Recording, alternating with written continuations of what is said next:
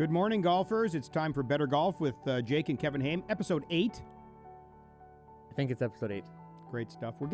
I tell you what, though, Jake, young Jake Haime, we're getting our feet under us. I'm loving the last couple.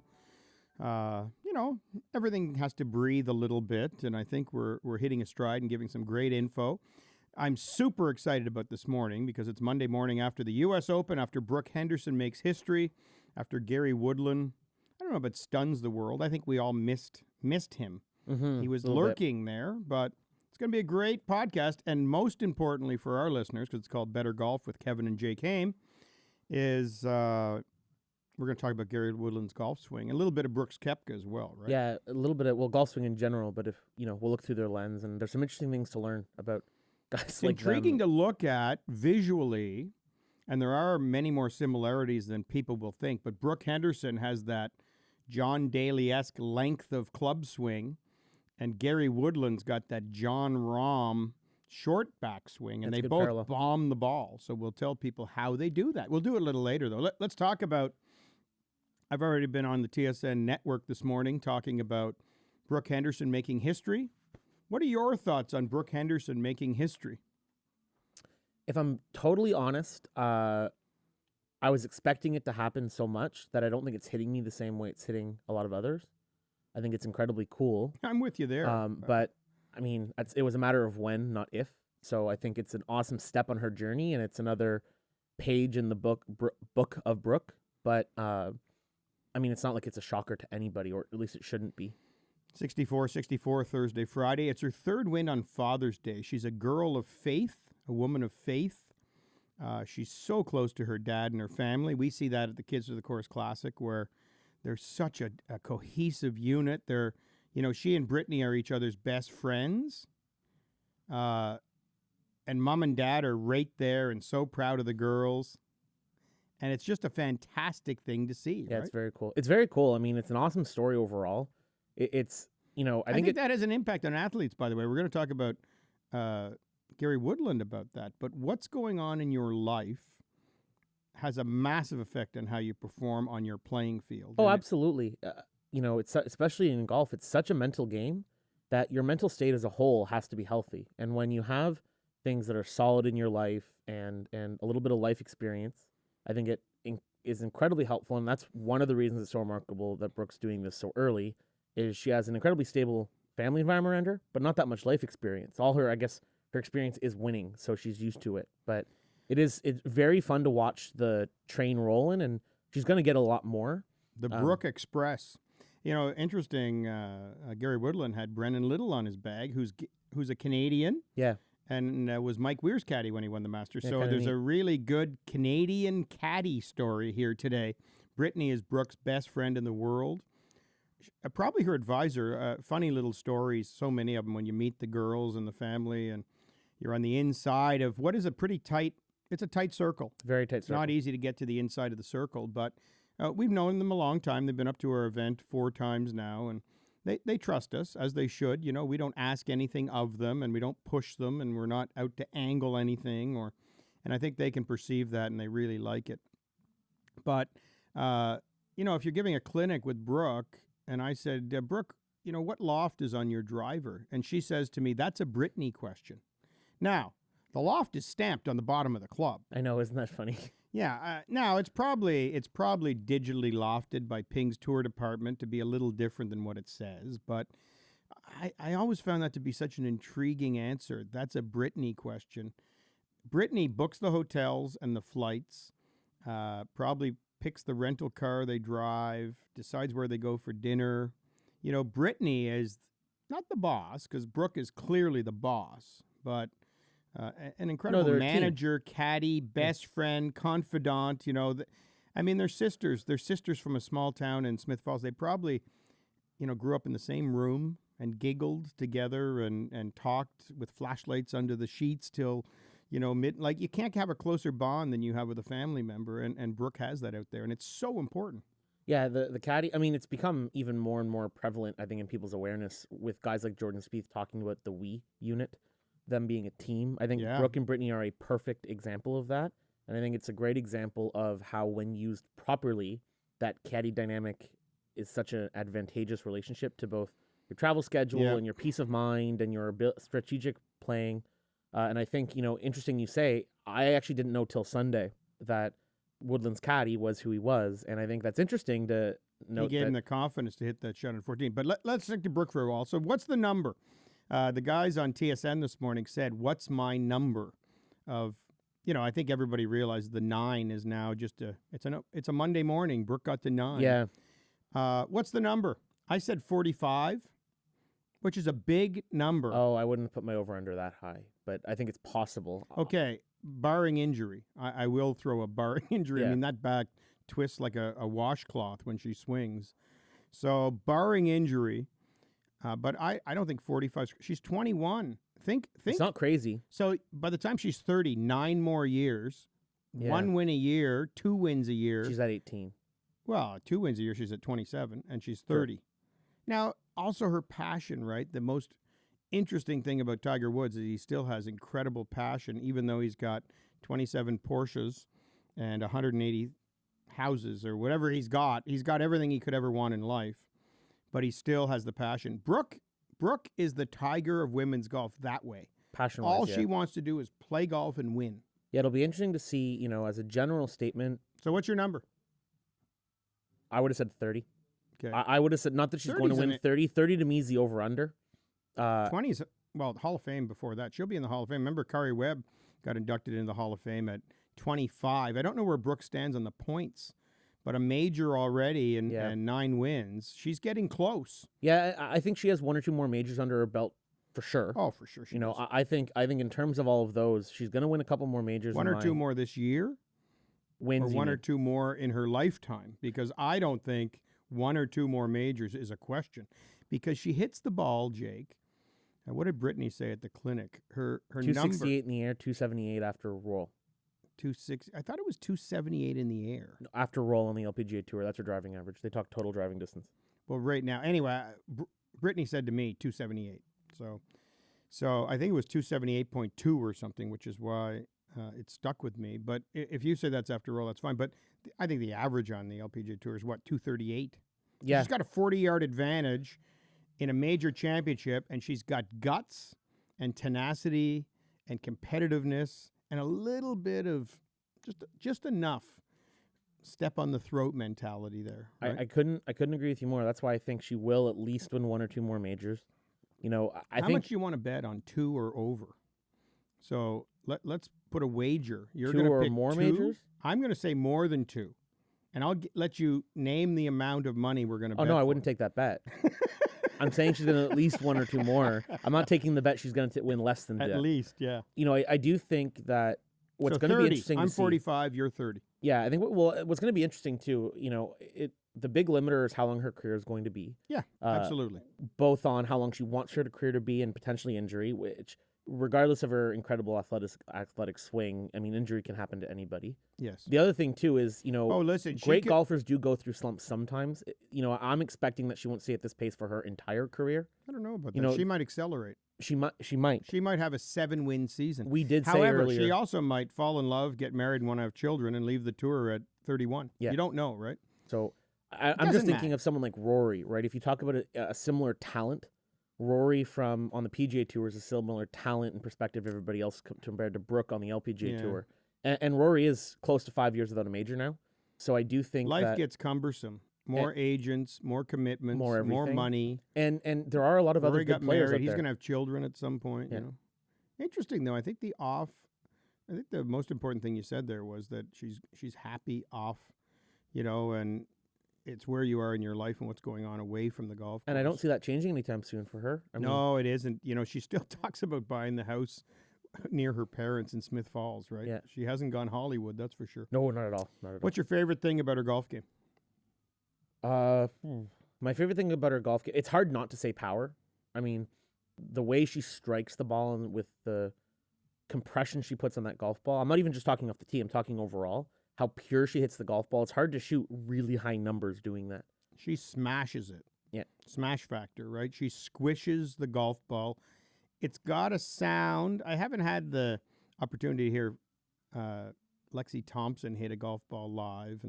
But when Brooke hits it, I even like the thumpiness of her wedges. It's got that Agreed. sound where the bounce is perfectly hitting the turf.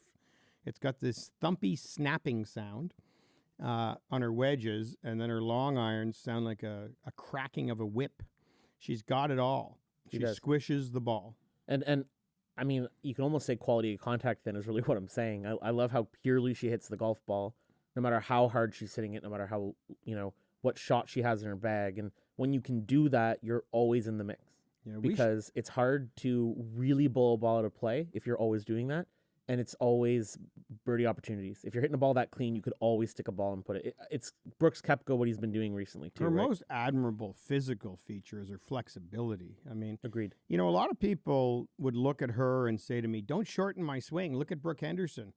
But Brooke Henderson's arms are in front of her chest at the top of her swing. She's not disconnected. She's not just lifting her arms and letting the club drop behind her like most new players do when they try to swing longer, their arms collapse or they tip or whatever they do wrong.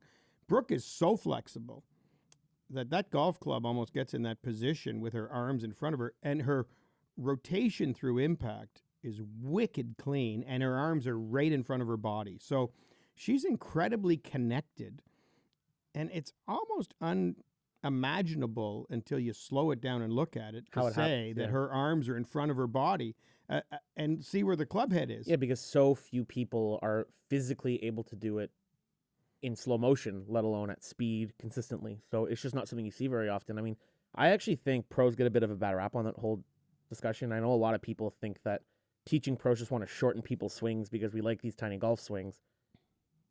I don't care if your swing's long if you're like Brooke. If your arms are in front of you, like you're saying, and your swing is a little longer, you'll have zero people show up who can do that. That's the point. That's the next point, is that if you have the physical ability to have a longer swing and keep in position, have a longer swing, and then if you're strong enough to get back down to the golf ball, hit it the same way every time. I'm on board. Get a little more width, get a little more power. We're going to talk about that with Woodland. But if your body can't do that, you shouldn't be going long. And that's where I agree with you that people go, don't shorten my swing, don't make it shorter. I'm just swinging like Brooke. You are not. You have to have the length of swing that's right for you. Brooke just happens to be such an athletic anomaly that swing is the swing that's right for 20. her. Most of us, I'm 54 That's a good now. point, too. My swing's shorter than it was, but it's exactly as long as it should be. I have about 88 degrees of shoulder turn, and if I maintain integrity to the top of backswing position, in other words, I don't collapse or, my club doesn't get to parallel, nor should it. And I don't want to get it to parallel by cheating, by arching my back or bending my arms, or golfers really need to get over that yabba-dabba-doo wind-up thought and keep the club more in control. Gary Woodland's a much better case than Brooke for that, but I just wanted to touch on the fact that, Brooke isn't really long and loose like some people would immediately assume she is. She's got a very tight, connected golf swing with incredible flexibility. Yeah, I say to a lot of people during teaching that we got to tighten up the screws a little bit, that they're a little bit too fluid, a little bit loose at the top, and they lose the club head position. Maintain structure at the top, right? Maintain structure. Yeah, great way to say it. Very rarely would I say someone is long and tight in her golf swing, and Brooke is the example of that. And I think it's a lot of where her power comes from, that mixed with the athleticism to compress the ball, like you're saying. I wish. And that grit, I mean, that's why we all think she's going to win so many tournaments. Yeah, the mind is incredible. Rory and Tiger and Brooke. Brooks, Koepka. I think you have to start putting him on that list at least recently. Yeah, but yes. Okay, so yeah, there's a lot of great minds in the game, but certain athletes set their own standard, and whatever's going on around them doesn't affect that. Rory's won the U.S. Open by 8. He's got the all-time record at 16 under. Tiger Woods won by 15. Brooke won her first tournament by 8. Was it 8? I think it was. Brooke wins by a lot. Now, this week, she didn't do that. This week, she stopped and kind of backed up and didn't play her best golf on the weekend. But normally... when you shoot 264s in the first 2 rounds, that helps. Bye-bye. Yeah. Bye-bye, everybody. And not just because she shot low scores, but she just keeps her foot on the pedal. Yeah. And she's got that rarest of gifts for an athlete where they set their own standard, they're bulletproof. And I agree that Brooks Koepka is bulletproof, and we'll talk about him in just a minute here. But, he hasn't accelerated away like by handfuls yet. Yeah, it's a good point. He had his chance at Bethpage, and it didn't happen. Now, who cares? He's got the trophy, but I'm just saying, Rory and Brooke and Tiger No, you're have right this when you say that. ability I to agree with just you now. accelerate and leave everyone else in the rearview mirror. And that is a talent. We can't overspeak that. If you think back to Scott Hoke choking and not winning the Masters, and Ed Snead, I'll throw a bunch of names at you in history, guys who had pretty big leads and it just came back to the field. How about Norman?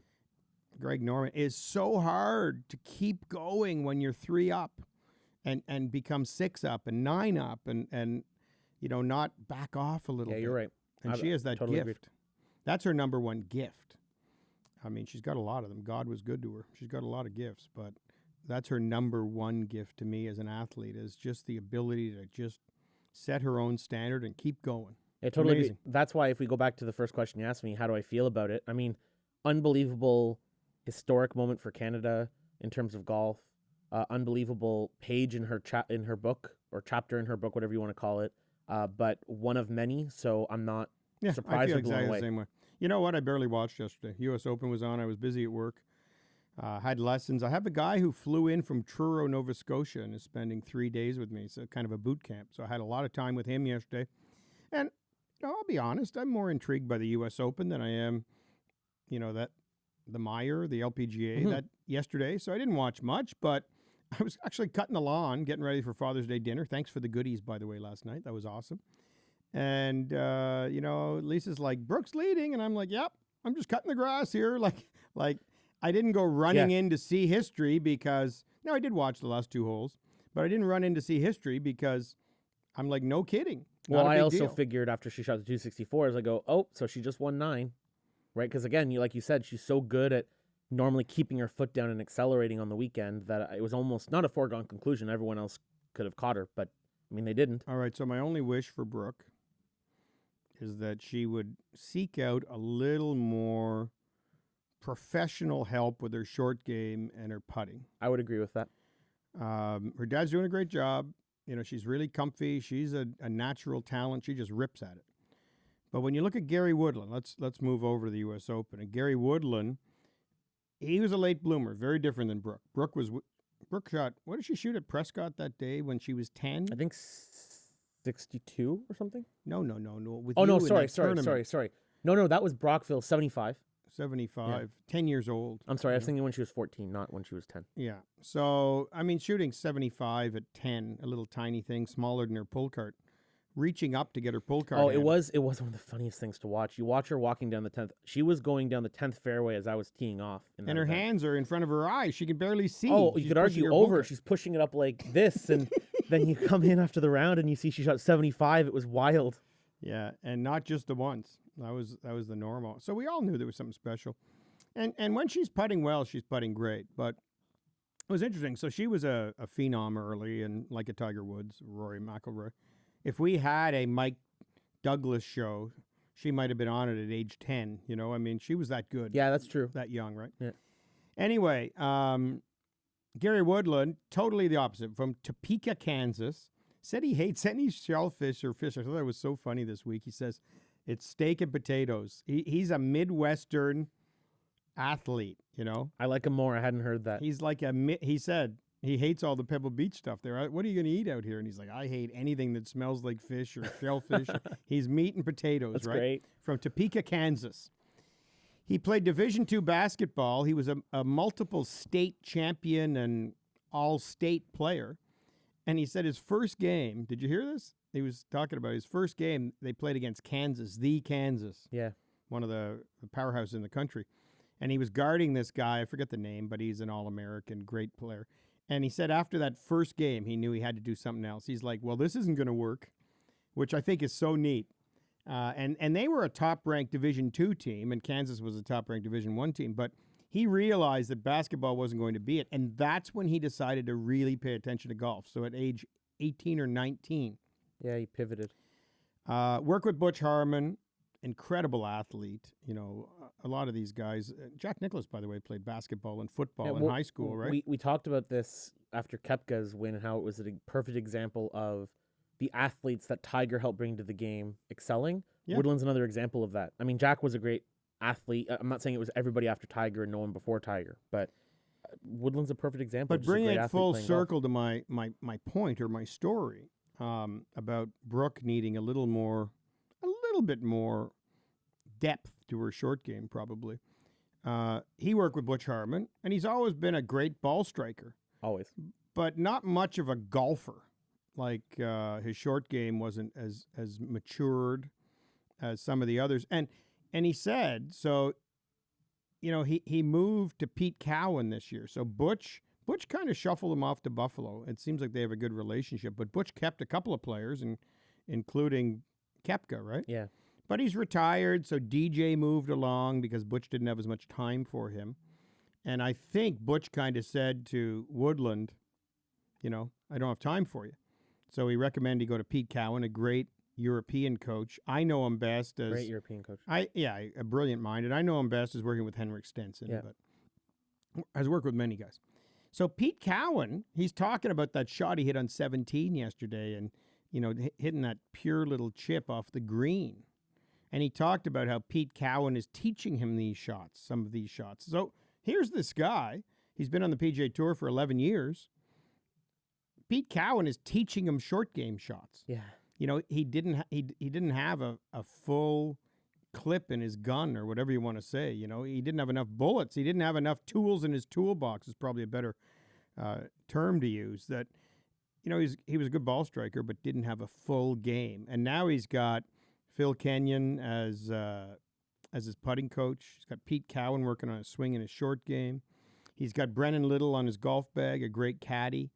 And he seems to have a great team around him. They even talked about that at Bellerive. I think it was the first time that a lot of this started to really show. Was, you know, he was working on his putting a lot at that point. He putted unbelievably in the first 2 rounds at Bellerive. He faded a little bit and didn't end up winning. I mean, everyone remembers the Koepka victory. He shot 71 with Tiger in what might have been the craziest atmosphere I've ever seen. Remember Tiger walking over the bridge afterwards? Oh, yeah. And everyone was chanting his name and everything when Tiger was coming back last August.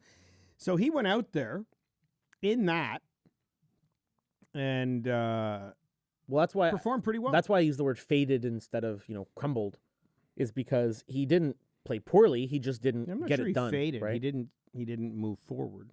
71 with Tiger is not even fading. I just think he didn't move forward. Sure, semantics, whatever word we want to use, he didn't win the tournament. Yeah. But I remember them talking about how much he had focused on his putting in the previous months and how it was starting to take effect.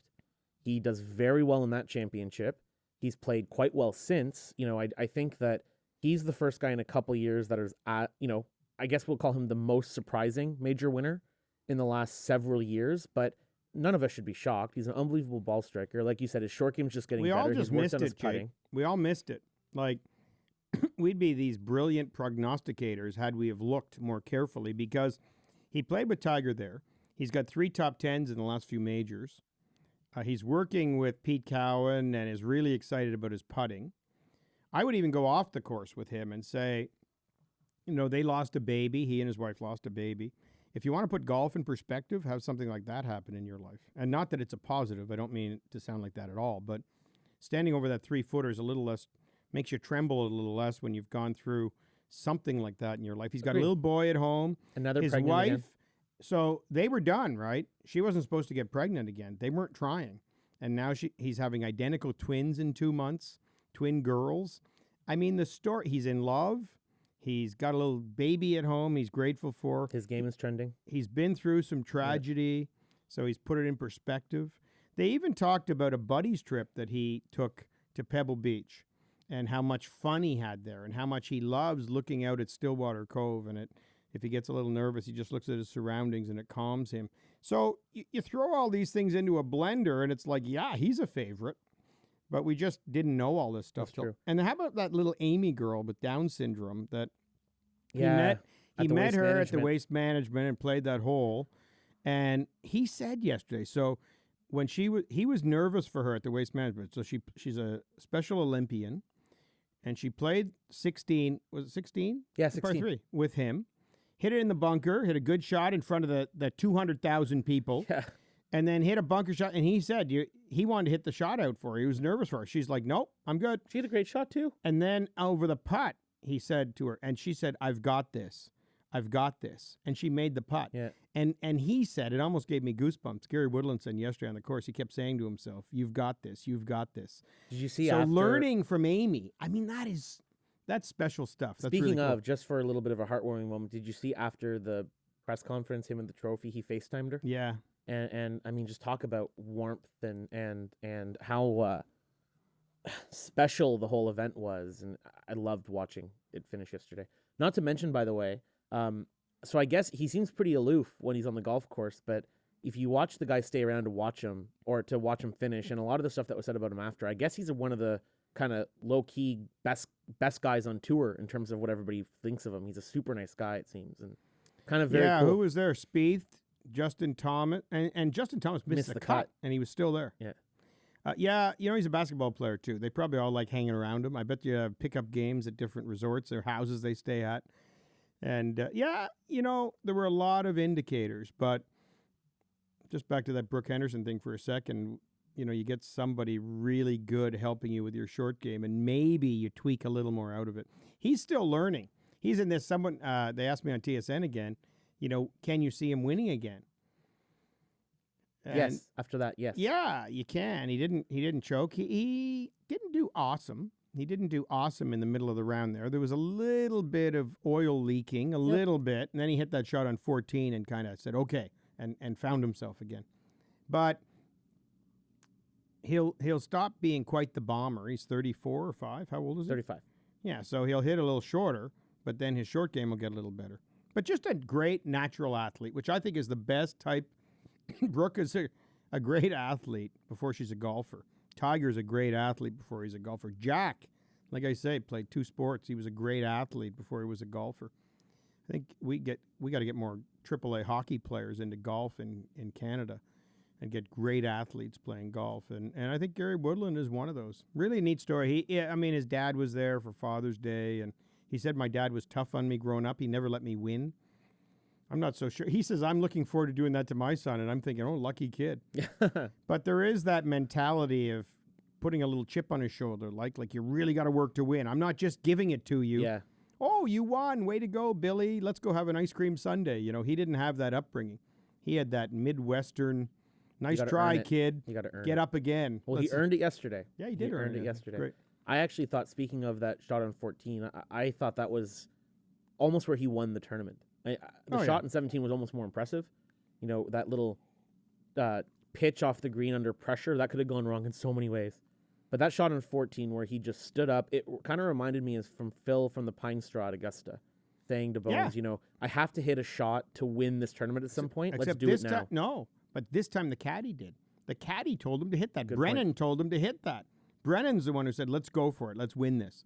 So maybe Brennan could feel it leaking a bit and thought, we're trying to win this tournament, right? Yeah. A great caddy like Bones with, well, he's not with him anymore, but it was but Bones Nicholson with for Phil. so many Yeah. years. And Steve Williams, mind you, he did nothing for Jason Day this week, but Steve Williams with Tiger.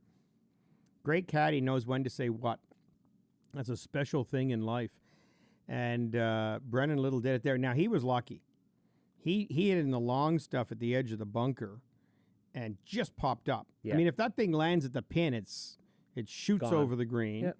If it plugs in the lip of the bunker, it could have done a lot of things bad, but it was his day. You spin the wheel every time you swing a golf club. It was his championship. I mean, earlier in the week, he was stuck in the lip of a bunker, basically shanked the shot out, and then chipped in for par. I believe, what hole is that, 13?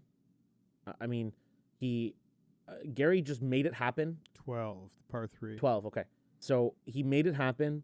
He, played fantastically, and I love the fact that he made that putt on 13. It was so funny. We were watching it. My brother goes, just hit the putt. You only have to 3-putt to go in. And I said, come on 18 yesterday. On 18 yesterday. So Jackson says, just hit the putt. As long as you're close, you just tap it in, you win the tournament. I go, Jack, you don't want to go out like that. You don't just hit the putt. I mean, you got to make it work. And he makes the putt. Win by 3. It was awesome. And then he gave us the Maximus from Gladiator. Yeah, are you not turns entertained? around. Are you not entertained with the 2 arms up in the air? That was great. definitely the shot of the tournament. It's hard to get one with him. He's pretty stoic like Brooks Koepka. Yeah. But after he made that putt, I think he was like, holy crap. And he turned around with the arms up in the air. Yeah, that was it all so came neat. They had pouring a out. camera on the top of the gallery. showing all the people jumping up when he made it, him turning around with the arms up in the air. Are you not entertained? It was very cool. It was a great end. I mean, you're right. We should have seen it coming. He's been playing unbelievable. I think, he was 78% of greens in reg, or 72% of greens in reg. Yeah, he hit 15 greens yesterday. So he led in greens in reg, or he and Koepka led. What's weird, though, Jake, is in scrambling, he's like 165th on tour even this year. Something magical happened, and we see that of Brooke, right? Streaky short games. Yep. Everybody's got a streaky short game, the reality. Some people have great ones a lot, but, I mean, he was 1 or 2 in scrambling, and the other, Brooks Koepka, was the 1 or 2. Yeah. Those two led the week, and Justin Rose wasn't too far behind. You had to chip your ball and roll your ball. The greens were in perfect shape. It was as easy as Pebble would ever play. The marine layer stayed on every morning to keep the moisture down and the grass soft. They were spinning balls on the green. I mean, 13 under is I heard some people on Twitter and, commentating that it was no good for a U.S. Open because it was too low. But that course couldn't have played easier. It could not have played easier. Yeah, I've heard a lot of people say that. Even watching yesterday, people on Twitter talking about how it's not the U.S. Open they like, and they want it to beat the guys up a little more. I disagree. I will give the USJ 100% credit. We sat in these chairs 2 weeks ago and said, hopefully they don't mess this up. It was perfect. The weather conditions dictated the score, which is going to happen. Yeah, I would have liked a little bit more wind. I would have loved a little bit more wind, a little bit drier, can't spin the ball back, and then 8 under would have won, and I would have thought that would have been perfect. Probably. But the USGA might have screwed it up. They might have not watered at all, and it got away on them again. However, to your point, on the wind, no one can control that. And on the spin, I mean, a little bit that's true, but you watch a lot of those guys hitting shots into those greens. They were landing like a basketball court on the ground. And you had to hit perfect shots to make them spin from the right angle to get them close to the pin. From the fairway. And yes, traditionally, that's not necessarily the U.S. Open works, but those are incredibly small greens. And, Koepka pulled a few shots off that were crazy, and he threw them up in the air, and they spun despite being from the rough. But the guys had to get rewarded for good shots, and they were punished very severely when they hit bad ones. Do you think the U.S. Open has changed? I mean, is this permanently a different U.S. Next year at Wingfoot, I think we're going to have a little more of a, hit the fairway or else. But our last 4 winners, Koepka, Dustin Johnson, and Gary Woodland, the 3 bruisers, the big 3 you could talk about with Palmer and Player and Nicklaus. You could talk about these guys as the 3 bruisers. I mean, these are the most muscle-bound, long-hitting guys out there, really, and they've won the last 4 U.S. Opens. Yeah, but on this course, that wasn't what won it. Yes, Gary is a power hitter, but it wasn't his power that won this tournament because it was small greens. It was the ball striking in and the recovery shots that won the tournament. So it didn't have to be a power winner to win. I know Koepka came second, and so people are going to say, well, a power hitter came first and second. But Koepka in his last 9 majors has won 4 of them. I like him now. And good. I'm trading in my Kuchar card, and picking up a Koepka. And I'm picking up a Koepka. And then the other thing I was going to say in that span, in this year, in the last 4 majors, he's come second in 2 of them. So, like it or not, Koepka is on a historic run. It's not because he's a power hitter. It's not because the game has gone in that direction. He's got everything. But he's on a historic run, and that doesn't, to me, mean the U.S. Open changed. That means Koepka would have done this under any condition. He is in. So, we talked about Brooke and Rory and Tiger have run away. Brooks Koepka is impervious to pressure almost. And I know he didn't run away at Bethpage, but he said, I'm going to win, and he won. Yep. And he is impervious. Yesterday, I remember when Curtis Strange won back-to-backs. And all they talked about was it's never been done, and can he do it, and it's so hard to do it, and will he do it?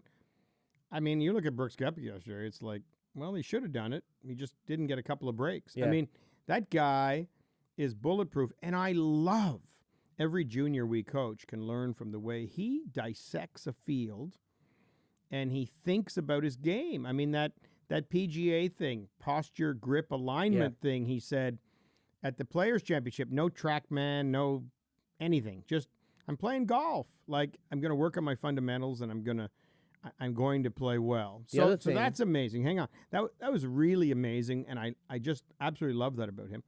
But I also love how matter of fact he is about everything. And they asked him yesterday, are you disappointed? And he said, I'm not disappointed. I played great. I mean, but my favorite is my favorite of his is the way he dissects a field. And he says, okay, there's 156 players. I'm just flat out better than half of them. So now I'm down to, what do you want to say, 77 players. Yep. Of those 77, half won't be playing bad or will have a bad attitude. Now I'm down to 35 players. Of those 35 players, half of them will choke under pressure. So now I'm down to 17 guys. So I got to beat 16 guys to win this tournament. And you know what? He's right. I mean, he's right. He is right. And he might be wrong about the half the players I'm just better than. And he could probably take 100 out and say, I'm better than 100. So now we're down to, before we look at bad attitudes and injuries and bad luck and choking, now we're down all the way down to 50 guys. So, yeah, he's one of a handful, and he thinks about it that way. It's so great. And we could tell one of our juniors, look, you have elite coaching. You have great equipment. You've got half the kids beat. Some kids will be swearing and slamming their clubs out there. You got all of them beat. Some kids, so you're one of the top few. Just go out there and finish top 5. It's such a good way to look at it. I love it. Not to mention, I mean, another great example of a kid who wasn't the phenom. I mean, when he was growing up, Ricky Fowler was running everything. Yeah. He was competing, and Ricky Fowler was dominating, and Koepka was kind of a good high-level junior player, but he wasn't the phenom that some of the other guys that are on tour now were, and he's sticking it to him now. I mean, it just shows that with work and with athleticism and with the right mindset, he's achieving heights that are historic. The only thing I don't like about him is a little bit of I don't care. I think some of that is a little contrived image, but the more it happens, the more I'm starting to think he does that to talk to himself more than anybody, to convince himself and work on his mental, that he's not worried about it as much. And I mean, I'm never going to buy a Brooks Koepka poster. I'm not a big fan, but I really appreciate his talent. Yeah, and I think it's been phenomenal to watch, and I like that he says what he thinks. And another thing I will say, by the way, that I really love is his pace of play. As silly as that sounds, he just gets up there and Rose hits was it. driving me crazy yesterday. Rose was pretty slow, but they were a hole and a half behind, or almost 2. Now, they played in 4 hours and something because they started 5:40, and I looked at my watch, and it was 9:40, and they were on 18. So I guess you can't complain, but, I mean, Rose is pretty. Even after Woodland won it on 18 there, he marks the second ball, he lines it up. He's got his routine, he's staying in it. Yeah, those ones I find are silly.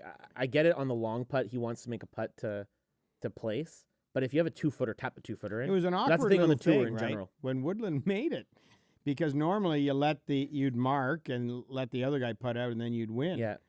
He made it. It's like, whoa. And he gave us that Maximus, that pose turning around the gallery. Now we're kind of in this weird little place where, I mean, Rose has to pay attention because he got FedEx Cup points on the line and money and everything. So he's not just going to whack it down there, but he's pretty slow. I'm with you. I like Koepka a lot because he's so quick. Yeah. I will say, it makes those, I tweeted about it. It bugged me. DeChambeau, he didn't play well in this tournament, not to focus on him, but he got, at Memorial, he got dinged for slow play, right? He didn't get a penalty, but he got warned twice, and he comments in the press conference after, and he said that he thinks he's pretty quick for all the things that he has to do, but he has these factors that he feels will hurt him, so he has to consider them. And then you look at Koepka, who just hits the ball faster than 90% of the guys out there and is manhandling them. Yeah. So it shows that if you have the right mentality and you have a good golf swing, you just hit the ball. That's what you need to be able to do in these tournaments, and it's almost better because you take pressure off yourself and just say, I'm playing the game, Yeah. So to all of that, to say that, Woodland, same kind of thing we're having about Brooke. Good life around it. Things have gone well. He has perspective in his life. He's learned more about his short game. He's learned more about his mental. He got it done. We're talking about the new wave of the U.S. Open, maybe some power hitters doing better. By the way, I don't think that is the U.S. Open changing. I think that's golf changing. I think these guys would have won in the Corey Pavin days. That they're Torrey so Pavin, that VAS Cleveland. Hey, speaking of ugly, VAS Cleveland, that iron. We Are you got to talking talk Adam about Kuchar's Pants? pants. Oh, Adam Scott's too. We got to talk about the Kuchar for a corduroy minute. and the pleats. Kuchar has not had a good year. Like I said, I've traded my fan card. You know, people still like him. I haven't gotten over the caddy thing, the stiffing the caddy for $5,000 down in Mexico. And then he asked again this week, and Paul a second Azinger ruling? said it's a veteran move. Yeah, Asked sure. for a second ruling. It's a bit of a dork move, you know, if you ask me, to continually whine until you get your way. It reeks of entitlement and selfishness a little bit. And I guess if the first guy's wrong, and that happens occasionally, he also called Sergio Garcia. He's the one who went over to the rules official and said, hey, does Garcia, I didn't give him that putt, you know, and then he acted like, oh, well, it's no big deal. But he's the one who brought it up with the rules official. He's the one who's asked for rulings twice. He's the one who stiffed his caddy, and he's the one who put on those freaking cords on Saturday. Those cords and the nurse's shoes he was wearing, that was not a good look, man. No, it was bad. He looked like he was going to Del Vista del Sol or whatever, Jerry Seinfeld's parents' place in Florida. That was not a good look at all. You look at Boca Vista del Sol, phase 2. You look at all these Nike guys with the cool floral pattern on the bottom of the shoes, and Woodland, who has the Stars and Stripes, the custom Pumas, and then you look at Kuchar's wearing corduroy Skechers. I know. Even yesterday, he was wearing these green pants that they had that brushed suede look to them. It wasn't good. And they're kind of baggy.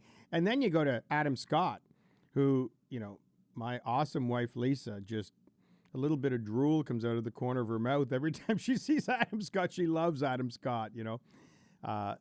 And I mean, I'm looking at the guy in those pants, and I'm going, what are you doing, Adam? Someone tweeted something funny. Someone tweeted something funny on air that, what was it? They tweeted that when you have a smile and a swing like Adam Scott, you deserve to miss a few putts or whatever. And I was thinking that about the pants. Those pants, man. Come on, Adam. They're too short, and they're kind of baggy pleat 90s, you know? They're not good at all. Whoever's putting in those is making a grave error. Now, what we should say, Uniqlo, the company that he signed with, is a really cool company. And they make great stuff. Have you ever been to a Uniqlo store? You've been in one with us, right? Yeah, several times. I was in one in New York City. Mom loves Uniqlo. That's another symbiotic thing with Adam Scott. Uniqlo's great. That's why I'm saying whoever's putting him in those pants is making a grave error because it's not making it look very good. Anyway, funny. He is a good-looking guy. I mean, Adam Scott's he could be a model. He could be a Hollywood movie star. Yeah. He is blessed with a lot, but God gave him that can't quite putt thing and then the pant thing. Anyway, we're way off topic, but speaking of great golf swings, Jake, let's get to our teaching a little bit this week. What do you like the most about Brooks?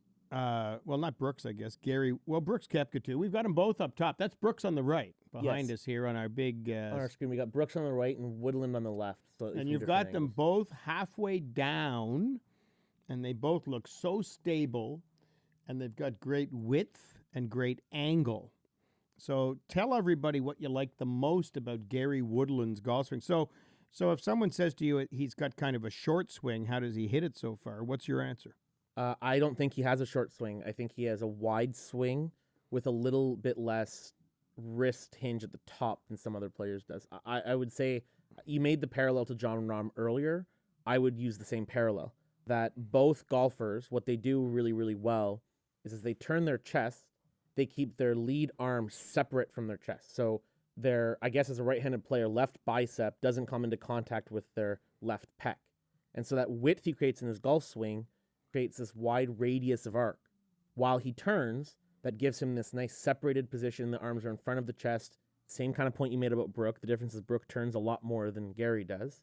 And then from there, he's able to, as the club is in front of him, create a lot of technical wrist turn, on the way down. Technical term for that angle is what? Lead shoulder abduction angle. Lead shoulder adduction angle. So what that means, everyone, is you have to turn your body in golf. You've got a coil, wind your upper body over your lower. A big shoulder turn, a full wind up against your back leg, and the arms stay more in front of you. So as long as you do that, if you have a 95-degree shoulder turn and you keep a lot of lead shoulder angle, which means, like you say, don't squish your pec, don't cut across your chest, don't squish the logo on your shirt on your left chest for a righty. If you do that, you get the club in behind you, right? And your hands come much closer to you. Yeah. If you turn the chest big and keep the arms out, away from you, and there's a big angle between your lead arm and your lead pec or your shoulder, then you've got a wide swing. You're supporting the club with all the muscles of your back and your core. Yeah. And you've got a lot of width and size to your swing. His hands are really far from Agreed. the center of his chest. Think of that, everyone. So if you turn 90 degrees and stick your hand straight out, your hand is basically the length of your arm away from your sternum. That's as far away as it can get. If you now fold your arm across your chest, and then you look, you'll see your hand is only about 10 inches from your sternum. So you think the club goes farther, but it's actually a lot less. It's narrower, and it's much closer to you. So it's a smaller swing. It's one of the tricks of golf, right? It feels like a long swing, but it's not a long swing. Yeah, totally agreed. And this is why, as a golf teacher, I don't like the advice of keep your front arm straight. I think it's really actually damaging advice, especially if you're looking for power. Because the reason that these players, if you look at them at the top of their backswing, have these extended, fairly straight left arms as right-handed players or right arms as left-handed players, because they have that width. So their back arm, their trail arm, is supporting the golf club in front of their chest, and the more extended that is away from your chest, the more So radius why do you have. not like keep the front arm straight? How does that relate to what you're saying? So what I'm getting at is that your arm being straight is a side effect of extension. So when you have a nice wide radius of a golf swing, your lead arm will be relatively straight just because it's holding onto the golf club. If you pin your arm straight, you tend to create a lot of tension, and it makes it so that you're not focused on the turn. Yeah. So the reason why, again, these guys' arms are straight is because they're turning their chest out of the way, creating wide radius with their arms, and so the arm is straight. If you just lock your arm straight, it's really easy to lock it straight and pin it across your chest. I'm wincing a bit when you're talking because I don't like straight. Straight to me is locking the arm and getting... Totally agree. I tell everybody, keep your arm extended. There's a huge Totally difference between extending the arm and keeping it natural or straightening the arm. Yeah, that's what I'm getting at here. So no straight talk in golf. We want to talk about extension and keeping the arm natural and flowing. When you lock that arm, first of all, your lead shoulder jumps up by your ear at the start. Yeah, that's what makes it harder to you're turn. full of tension. And so turn your chest big. Keep your arms away from you. Keep them extended a bit, but then you're in a wonderful position. When the club's in front of your body, you're in a wonderful position to start your downswing. And then, since he doesn't have a lot of wrist hinge, like Jon Rahm, when he starts with those powerful legs and glutes, that wrist sets, right? They call it... I talk it just extra set. You know, you just intensify the set in the wrist. But you would have heard the word down cocking during the down coverage cocking. a lot yesterday. That's what they were calling it. Down cocking. And Brooke does a lot of that. Yeah. Sergio Garcia, Ben Hogan, anyone who that club kind of kicks and they set more angle. But it's a natural thing that happens. If you think about your arm, if you put your arm beside your ear like you're throwing a ball, and then you step and turn, your elbow comes forward and your wrist kind of kicks back. There's a natural leg. Yeah, which is down cocking or just intensifying the hinge, I would call it. And it's awesome, and it leads to a later hit. You don't want to maintain lag you don't want to pull on that club and try to fake it. But if it's naturally there, the longer it takes for that club to unwind at the bottom, the more speed there is at the bottom. So if you have a shorter looking swing, but you have a wide swing with a full body turn, and then your wrists set a little more on the way down, there's so much power and speed at the bottom. It's crazy. And Gary Woodland is the epitome of that as a discussion. Absolutely.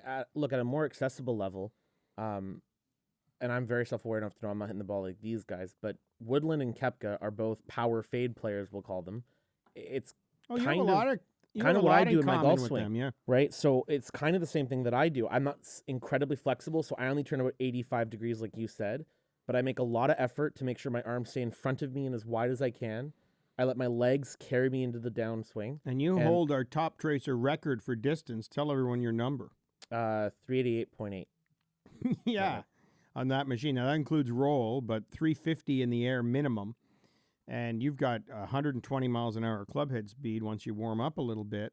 And you've got a very short-looking golf swing. So, So look, you're very similar to this. I'm not the longest person that I know. I'm not the longest hitter out there. These guys would hit it longer than I do Yeah, I don't on know average. about that. But I don't know about that. I'm only 5'10", and the reason I'm able to do that, only turning 85 degrees, is again because of the things we're talking about: a wide backswing, allowing my legs to lead down and have the transition move. Well, be that's subtle. where your secret is, and even more, you've got massive thighs. I mean, that's your grandfather on your mom's side, right? Who you never met. He died when Mom was 11, but he was a professional lacrosse and hockey player, and he had tree trunks for legs, and you've inherited those. I certainly don't have them. I'm more of a speed golfer, so I have pretty good twitch muscle speed, and I hit it a long way for my size because of that. Yeah. Fast. You've got powerful glutes and legs, and so you don't have to move around a lot is the other message for people. Agreed. To hit it farther. You don't have to go back farther. I mean, what people do that really destroys them is they lift out of posture or they bend their arms at the top trying to get longer and bigger, or they sway off the ball, right? So lifting and swaying and bending the arms are just strike 1, 2, 3 to hit the ball farther. And you don't do any of that. Your legs are very quiet and stable. You turn your chest big. You keep width in your swing by keeping your arms away from your chest. And then you just use those legs and glutes to just turn the jets on, and you hit it an incredible distance. But it surprises people when you do it because they look at your swing and say, oh, he's barely taking it back. How's it going so far? But that's how it's happening, right? A full shoulder turn is the secret, not a long arm swing. Agreed. And I mean, again, that's the difference, or that's Love it. really what people look at when you see someone like Koepka or like Woodland. Woodland, it's more obvious because he doesn't have the same wrist hinge at the top that Koepka has, so it looks even shorter. But he's a great example of if you keep your arms in front of you and you have a wide golf swing, and then you will let your body transition in proper sequence, the power will come. And then if you're like both of them, where they're turning through the ball so quickly that despite the fact their club is on plane, it's coming a little bit leftward at impact, you can hit a fade and still hit the ball far. That doesn't mean everyone should go out and try to hit power fades every day. You got to hit the shot that's right for you. But that's where that shot's coming from. They're not throwing their arms over the top and doing what most of us would consider a fade or a slice, or what most hackers would do. They're just making sure that they keep their arms in front of them, and they're turning so quickly that it ends up fading despite the arm staying in front of them the right way. Yeah, the other last little thing on teaching, away from that, that's great. Awesome stuff, Jake. Good job. Is the chip on 17. You know, your wedges, first of all your clubs have bounce. Bounce is that the back edge is a little lower than the front edge so that it doesn't dig into the turf and get stuck. I think the new G410 Ping has 7 degrees of bounce on the 4-iron. Like, there's bounce on clubs. Yes. So the whole thought that there's only bounce on sand wedges and it's scary is a complete misunderstanding and misnomer in golf. It's less of a discussion point. It's less of a relevant factor, so we don't put it on the club. Gary Woodland hitting that little chip off the green should tell you that, you know, you don't have to be scared of a tight lie if you have good technique. Most of you need a lesson and better technique if you're sculling them off a tight lie. It's not impossible. But it's all about turf interaction and the golf club, you know, going into the ball at the perfect angle. Let's say you've got 12 degrees of bounce, so that back edge is 12 degrees lower than the front edge. That might mean your hands need to be 3 or 4 inches in front of the ball to get that at impact, to get that club dead flush at the bottom. Yeah. If you know where the bottom of your circle is, based on how your body moves, and you have the club and the club face on the right path, then we need to work at that turf interaction, that shaft angle at impact to hit that perfect little crisp shot. The reason the pros spin the ball, everybody, I've had 1 million people in 30 years say, how do I spin the little short ones? Better technique. Yeah, they don't swing faster than you. That's really simple. Yeah. They don't have sharper grooves than you. That's another misnomer. They just keep the club perfectly square to the path. They have a perfect path. Their hands are a little in front. They squish the ball just perfectly enough to spin it a bit. That's it. But it's all technique. It is not this magic thing that they do based on their equipment or anything. And Gary Woodland, I mean, I would skull it across the green in that situation. I'd be pooping my pants. Especially in nerves, yeah. You know, because I don't practice. I'm not hitting 400 pitch shots a day, let alone a week, like those guys are. But that shot, if pressure doesn't break you, is a pretty simple shot. It is. Gary Woodland knows where his hands need to be at impact. He knows where the setup needs to be. The ball needs to be in his stance. If he rotates his body properly and his club's on a perfect path, he just pinches that ball and hits that shot. Yeah, it's a good point. The reason the shot was so incredible in the circumstance wasn't because the shot's that hard, it's because of the circumstance. The tight lie does make it more punishing if you make the mistake. Yeah. The pressure of the 17th at Pebble Beach. Pressure's everything. And the 71st hole of the U.S. Open. Isn't it funny? Go ahead, finish, sorry. Well, and those are really, it's making sure that you nip it just correctly with those conditions is why it's so masterful. It's not because the shot's extremely hard. And if you, the other note I'll add on technically to what you just said is if you use the bounce and hold the face off a little bit too, those shots get a lot easier.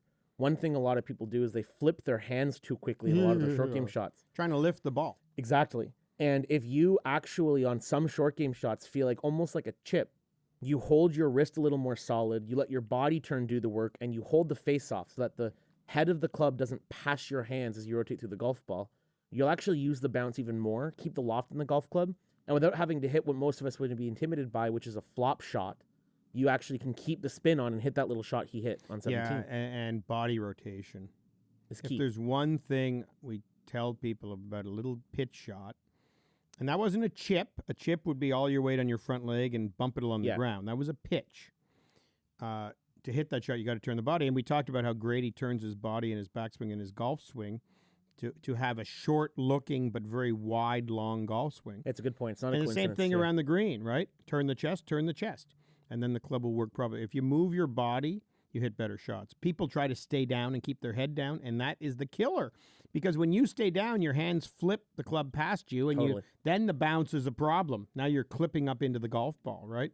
So if you turn your chest, the hands lead, and you clip under the ball and put that little bit of spin on it. It's great. It's awesome. I will say that little hold-off trick, though, the reason I point that out is that's something I actually, between talking to you and watching, actually, Jordan Spieth does it all the time. Mm-hmm. Hands go left. Hands go left, you hold it off. I've introduced it in my short game, and it's totally changed the way the ball comes off the face. Well, we got it's a good tip. You know, that's all you're getting today, folks. I mean, you can come see Jake for a lesson to figure out how to hit that little shot. But you can hit what is virtually a lob shot with a very short little backswing. Totally without agree. the Phil Mickelson looking craziness. Yeah. And put crazy spin on it. And you're right. Jordan Spieth is a master at. Tiger Woods is awesome, too. Tiger spins that chest through there, rotates the chest through there, and holds the club face off, and the ball lands like it's landing in a bucket of pudding. It just goes nowhere. It's a fantastic shot. Very, very, very All good. I was going to say is, isn't it neat that number 7, not neat, but weird how number 17 is the hole at Pebble Beach. I heard them talking to somebody this week, and they said, what makes 18? You know, I think it might have been Gil Hance, the architect. By the way, how good a job did he do in those little he was vignettes? Great. He was awesome. I liked him a lot. He's the best part of Fox's coverage by far. But he was saying what's missing on 18, it's the perfect hole. Tons of options, a lot of risk reward, perfect angles, incredible beauty. He said the only thing it's missing is that moment. And we still didn't get it. I mean, we kind of got the Maximus thing there, but 17 gets it. I mean, 17.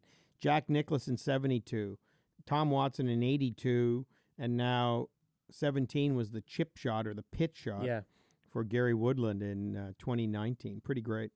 Very great. I mean, What an awesome weekend. We are lucky to be doing this show this morning. Yeah, I'm fired up. I think it was fantastic.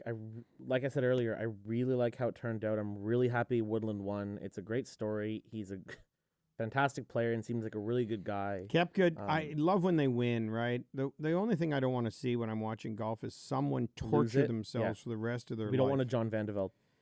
No, that, and he's been incredible. He's moved on with his life and everything, but that's the only thing as a competitive player at one time in my life that I don't want to happen. Someone blows it. And I guess sometimes we watch sports for a train wreck, the rubbernecking effect, but I love this U.S. Open because everybody kind of did what they were supposed to do, and the guy made it, and he broke through, and he's in tears with his dad, and it was an awesome week. And Brooke Henderson was awesome too. Good job, bud. Thank you. Not to mention, by the way, a quick shout out at the last second to the Raptors. As an NBA fan and a Toronto Raptors fan, I'm an excited guy this week. It worked out pretty well. What was their secret? Defense. 2 minutes. Defense? Structure? I think defense. I think defense was their secret. You know, it was interesting. Van Vliet. Oh, yeah. Played awesome in the fourth quarter of the last game. Played great down the stretch. I just think that defensively they matched Golden State well. They had very calm. You know, it's funny. I've heard two people make the comparison that Brooks Koepka is the Kawhi Leonard of golf. And I don't think it's a perfect comparison, but they got the job done. From an emotional intelligence standpoint as a golfer, the thing I love the most about what they did is after they won the 2 games in Golden State, they walked back to the locker room, not one smile, all saying to themselves, we got 2, 1 more to go. We got to get the job done. Nothing's done until Kawhi we do it. leads that. Kawhi I think he does too. have that. He's a very interesting cat. I hope he stays. I don't think he will. But I saw a neat thing that he still drives like an old Chevy Tahoe, and they asked him about it. He says, it's paid off. Like, that is so cool for a guy making $40 million a year Yeah, it is cool. to say. He hasn't forgotten his roots. He's grounded. He's just all about W's, just like Tiger Woods, right? W's is all that matters. And he seems generous. Kyle Lowry, I don't know if you saw that thing on the internet. He gave Kyle Lowry the MVP trophy and said that you deserve that too. And he seems like a good guy. And I love the guards, Van Vliet and Lowry. You know, you're in there playing with monsters almost. It's almost like being I don't know how you compare it, but you're a little yearling or something playing with these big thoroughbreds. I mean, they're so big, those guys, 7-footers, and you're 6'3" or 6'4", and to be as great as they are is amazing. Kyle Lowry driving to the hoop. That takes guts. Yeah, going up against serious guts. Oh my God, you know. Anyway, I just wanted to shout it out really quickly. It's been an awesome. The parade's today in Toronto. That'll be nuts. I saw people sleeping as of overnight. last night staying in on the Toronto parade fans route get a huge shout out. I mean, the Leaf fans have driven me crazy for years, but this has been epic. Yeah, it's been very cool. Very How cool. about the run we've been on between the Raptors winning, Brooke Henderson winning, Tiger Rory winning the at the Masters, Canadian Open. Rory at the Canadian Open. all the Canadian stuff the last yeah. couple and St. Louis has so many neat stories in the in the playoffs. Brendan Little had the little St. Louis Blues logo on his visor for luck. But I just mean as a sports. I mean, right now is a great time. I guess for us locally to be sports fan. Between all the things you mentioned, Tiger winning the Masters, Koepka going on this run, it's a fun time to watch sports, but it's a fun time to watch golf. You know what was the only thing wrong with the Raptors? What? Matt Kuchar corduroys, Adam Scott wide pants. Yes, those were wrong with the U.S. Open. And goggles, ski goggles in the locker room have got to go away. That is super lame. Yeah, that is super lame. You know, it's like they're, I don't know. I mean, it's so silly. Look, if you're going to pour champagne over each other, you get the sting in your eye. It's pour part a little of it. less champagne. Come on. Yeah. That's silly. Those goggles in the locker rooms. Good job, Jake. Thanks. We'll talk to you all again in a couple of weeks. Go out there, play some golf. Use Gary Woodland as a template. Swing wide, not long. I love that. Good job.